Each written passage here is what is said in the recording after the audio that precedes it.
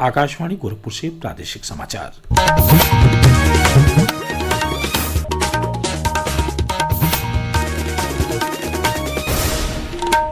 नमस्कार, समाचार बुलेटिन के साथ मैं वेद प्रकाश पाठक। पहले मुख्य समाचार। केंद्रीय गृह मंत्री अमित शाह की अध्यक्षता में आज वाराणसी में होगी 25वीं मध्य क्षेत्रीय परिषद की बैठक। 4 राज्यों के मुख्यमंत्री, मंत्री और अधिकारी होंगे शामिल। उपराष्ट्रपति जगदीप धनखड़ ने राष्ट्रीय कुलपति सम्मेलन का किया उद्घाटन। कहा, नवाचारों को प्राथमिकता देकर सकारात्मक बदलाव लाएं छात्र। सरकार ने एकीकृत पेंशन योजना के लिए विकल्प चुनने की अंतिम तिथि को 3 महीने बढ़ाकर 30 सितंबर करने का लिया निर्णय। और प्रदेश के अधिकांश जिलों में रुक रुक कर वर्षा का क्रम जारी, पूर्वी जिलों में छाए हुए हैं बादल। अब समाचार विस्तार से। केंद्रीय गृह मंत्री अमित शाह कल 2 दिवसीय दौरे पर वाराणसी पहुंचे। वह आज 25वीं मध्य क्षेत्रीय परिषद की बैठक की अध्यक्षता करेंगे। मध्य क्षेत्रीय परिषद की बैठक आज सुबह 11 बजे से शुरू होकर करीब 2 बजे तक चलेगी। इस बैठक में मुख्यमंत्री योगी आदित्यनाथ, उत्तराखंड के मुख्यमंत्री पुष्कर सिंह धामी, मध्य प्रदेश के मुख्यमंत्री मोहन यादव और छत्तीसगढ़ के मुख्यमंत्री विष्णुदेव साय सहित अन्य मंत्री व अधिकारी हिस्सा लेंगे। प्रस्तुत है एक रिपोर्ट।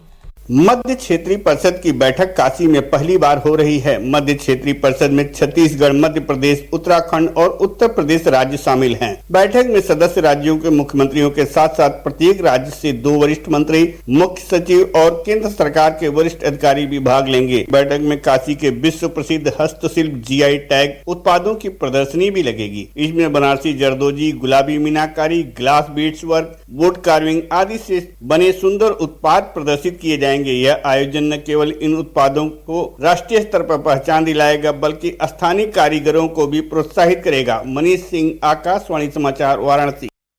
उपराष्ट्रपति जगदीप धनखड़ ने कल नोएडा में आयोजित राष्ट्रीय कुलपति सम्मेलन का उद्घाटन किया। भारतीय विश्वविद्यालय संघ की स्थापना के 100 वर्ष पूरे होने पर आयोजित इस 2 दिवसीय सम्मेलन में देश के लगभग 300 विश्वविद्यालयों के कुलपति भाग ले रहे हैं। कार्यक्रम को संबोधित करते हुए उपराष्ट्रपति ने कहा कि नई शिक्षा नीति हमारी सभ्यता और मूल्यों को ध्यान में रखकर बनाई गई है। उन्होंने कहा कि छात्र ज्ञान को सिर्फ डिग्री तक ही सीमित न रखें बल्कि नवाचारों को प्राथमिकता देकर सकारात्मक बदलाव लाएं। श्री धनखड़ ने उत्तर प्रदेश में स्कूली शिक्षा में हुए सुधार के लिए मुख्यमंत्री योगी आदित्यनाथ के प्रयासों की सराहना की। मुख्यमंत्री योगी आदित्यनाथ ने कल भदोही में जनप्रतिनिधियों के साथ जनपद के विकास कार्यों की समीक्षा की। इस दौरान मुख्यमंत्री ने विकास के लिए कई परियोजनाओं को मंजूरी दी। इनमें सीतामढ़ी के पास डेंगुरपुर में गंगा नदी पर ब्रिज और गोपीगंज मिर्जापुर के बीच रेलवे लाइन पर ROB के निर्माण सहित अन्य परियोजनाएं शामिल हैं। मीडिया से बातचीत में मुख्यमंत्री ने कहा कि भदोही के हस्तशिल्प ने प्रदेश और देश को दुनिया भर में पहचान दिलाई है। जो कारपेट उद्योग आज से 10 वर्ष पहले बहुत खराब स्थिति में था, आदरणीय प्रधानमंत्री मोदी जी की प्रेरणा से यहाँ के हस्तशिल्पियों को जो प्रोत्साहन दिया गया, आज उसका परिणाम है कि यहाँ का कारपेट उद्योग न केवल उत्तर प्रदेश में बल्कि देश में भी एक्सपोर्ट में 60% योगदान उत्तर प्रदेश का, और उत्तर प्रदेश में जो एक्सपोर्ट हो रहा है उसमें 60% से अधिक शेयर अकेले भदोही जनपद का है। राज्यपाल आनंदीबेन पटेल कल नोएडा के दौरे पर रहीं। इस दौरान उन्होंने 2 कार्यक्रमों में हिस्सा लिया। नोएडा के डॉक्टर APJ अब्दुल कलाम प्रौद्योगिकी विश्वविद्यालय में राज्यपाल ने UPID संस्थान का भ्रमण किया और विश्वविद्यालय एवं संस्थान के अधिकारियों के साथ बैठक कर शैक्षिक, प्रशासनिक तथा नवाचार संबंधी गतिविधियों की जानकारी ली। बैठक के दौरान राज्यपाल ने संस्थान की भावी योजनाओं की दिशा में महत्वपूर्ण सुझाव दिए। राज्यपाल ने नोएडा में एक अन्य कार्यक्रम में हिस्सा लेकर पुलिस बल को सम्मानित किया। इस अवसर पर उन्होंने कहा कि पुलिस बल सिर्फ कानून का ही नहीं बल्कि साहस, संवेदना और सेवा का प्रतीक है। प्रदेश के पॉलिटेक्निक संस्थानों में संचालित विभिन्न पाठ्यक्रमों में प्रवेश के लिए आयोजित संयुक्त प्रवेश परीक्षा 2025 का परिणाम कल घोषित कर दिया गया। परिणाम परिषद की वेबसाइट www.jeecup.admissions.nic.in पर देखा जा सकता है। प्रादेशिक समाचार आप आकाशवाणी गोरखपुर से सुन रहे हैं। यह समाचार बुलेटिन हमारे YouTube channel AIR news Gorakhpur और एक्स हैंडल AIR News_GKP पर भी उपलब्ध है। केंद्रीय सहकारिता एवं उड्डयन राज्य मंत्री मुरलीधर मोहोल ने कल आकांक्षी जनपद बलरामपुर में विकास कार्यों की समीक्षा की। इस अवसर पर श्री मोहोल ने कहा कि देश के आकांक्षी जिलों में विकास के मामले में बलरामपुर जिला अग्रणी है। 112 चयनित जिलों में विकास का काम हो, स्वास्थ्य का काम हो, शिक्षा का काम हो, इसको अलग तरह से देखा गया और उस पर विशेष प्रयास केंद्र सरकार द्वारा किए गए। तो मुझे बहुत खुशी है कि 112 जो डिस्ट्रिक्ट पूरे देश में चुने गए उसमें हमारा बलरामपुर जो डिस्ट्रिक्ट है वो पिछले 6 साल में ऐसी प्रगति यहाँ पे हुई है। 1 नंबर पर अभी पहले क्रमांक पर हमारा बलरामपुर आता है। राष्ट्र ने सेवा, सुशासन और गरीब कल्याण के सिद्धांतों से प्रेरित होकर एक दशक में उल्लेखनीय परिवर्तन किया है।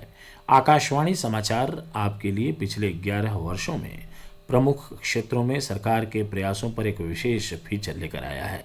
आज हम देश के अल्पसंख्यक समुदायों के सशक्तिकरण, अवसर और सुधार के माध्यम से समावेशी विकास के लिए भारत की अटूट प्रतिबद्धता पर ध्यान केंद्रित कर रहे हैं।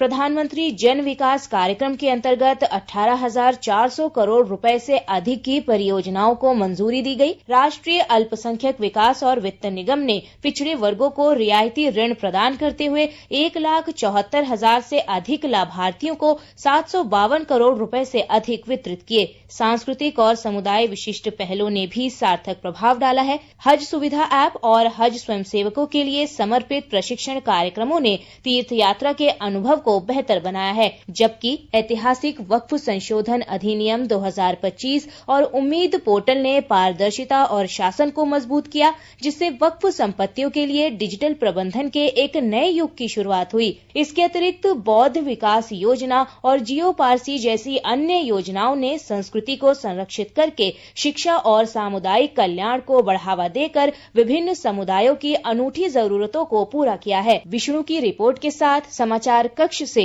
मैं सरफिरोजी। सरकार ने एकीकृत पेंशन योजना के लिए विकल्प चुनने की अंतिम तिथि को 3 महीने बढ़ाकर इस वर्ष 30 सितंबर तक करने का निर्णय लिया है। यह अंतिम तिथि पात्र केंद्रीय सरकारी कर्मचारियों, सेवानिवृत्त कर्मचारियों और मृतक सेवानिवृत्त कर्मचारियों के कानूनी रूप से विवाहित जीवन साथी पर लागू होगी। ओलंपियन ललित उपाध्याय ने अंतर्राष्ट्रीय हॉकी से संन्यास लेने की घोषणा की है। यह जानकारी उन्होंने अपने अधिकृत सोशल मीडिया अकाउंट एक्स पर साझा की है। वाराणसी के रहने वाले अर्जुन अवार्डी ओलंपियन ललित उपाध्याय घरेलू और लीग मैच खेलना जारी रखेंगे। प्रदेश के अधिकांश जिलों में रुक रुक कर गरज चमक के साथ वर्षा का क्रम जारी है। प्रदेश के सभी पूर्वी जिलों में बादल छाए हुए हैं। कुछ स्थानों पर बूंदाबांदी से लेकर हल्की वर्षा हो रही है। वर्षा के चलते तापमान में गिरावट दर्ज की गई है, जिससे लोगों को भीषण गर्मी से राहत मिली है। मौसम विभाग के अनुसार वर्षा की वायुमंडलीय परिस्थितियां बनी हुई हैं, जिसके कारण अगले 3 दिन तक अधिकांश जिलों में वर्षा का पूर्वानुमान है। कुछ स्थानों पर हल्की से मध्यम तो कुछ स्थानों पर मध्यम से भारी वर्षा रिकॉर्ड हो सकती है।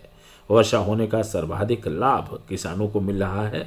सभी किसान धान की रोपाई कर रहे हैं। और अंत में इस बुलेटिन के मुख्य समाचार एक बार फिर। केंद्रीय गृह मंत्री अमित शाह की अध्यक्षता में आज वाराणसी में होगी 25वीं मध्य क्षेत्रीय परिषद की बैठक। 4 राज्यों के मुख्यमंत्री, मंत्री और अधिकारी होंगे शामिल। उपराष्ट्रपति जगदीप धनखड़ ने राष्ट्रीय कुलपति सम्मेलन का किया उद्घाटन। कहा, नवाचारों को प्राथमिकता देकर सकारात्मक बदलाव लाएं छात्र। सरकार ने एकीकृत पेंशन योजना के लिए विकल्प चुनने की अंतिम तिथि को 3 महीने बढ़ाकर 30 सितंबर करने का लिया निर्णय। और प्रदेश के अधिकांश जिलों में रुक रुक कर वर्षा का क्रम जारी। पूर्वी जिलों में छाए हुए हैं बादल। समाचार समाप्त हुए। नमस्कार।